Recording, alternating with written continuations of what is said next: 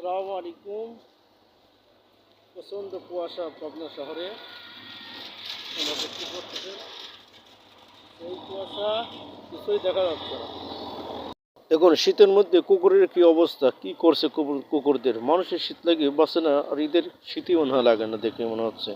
দেখুন কুয়াশা, কত কুয়াশা, তবুও মানুষ কাঠের দেয় রাস্তাঘাটে বেরিয়েছে। দেখুন ট্রাক ভর্তি আওয়ার নিয়ে দাঁড়িয়ে আছে। দেখুন প্রচুর কুয়াশা আজকে পাবনা শহরে, অনেক কুয়াশা। কোন জায়গায় কেমন কুয়াশা জানাবেন অবশ্যই।